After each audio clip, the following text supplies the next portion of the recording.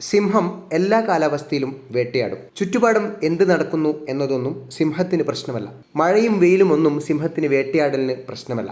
മാത്രമല്ല, കൊടുങ്കാറ്റും പ്രശ്നമല്ല. കൊടുങ്കാറ്റിലും സിംഹം വേട്ടയാടും.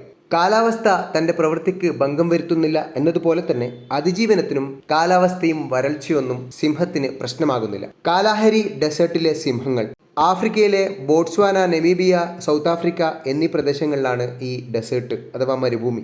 അവിടുത്തെ സിംഹങ്ങൾ മെലൻ ഭക്ഷിക്കാറുണ്ട്. ഇത് മെലൻ ഇഷ്ടപ്പെടുന്നത് കൊണ്ടോ മിശ്രബുക്കായതുകൊണ്ടോ ഒന്നുമല്ല, വെള്ളത്തിന് വേണ്ടിയാണ്. കടുത്ത വരൾച്ചയിൽ സിംഹത്തിന് വെള്ളം ലഭിക്കാതിരിക്കുമ്പോൾ ഇത്തരം ചെടികളിൽ നിന്നോ അതിന്റെ പഴങ്ങളിൽ നിന്നോ വെള്ളം ശേഖരിക്കും സിംഹം. വെള്ളം വളരെ കൂടുതൽ വേണ്ടെങ്കിലും സിംഹത്തിന് ജീവിക്കാൻ ആവശ്യമായ വെള്ളം വേണമല്ലോ. പല ജലസ്രോതസ്സിനടുത്തുമാണ് സിംഹത്തിന്റെ പ്രൈഡ് ഉണ്ടാകുക.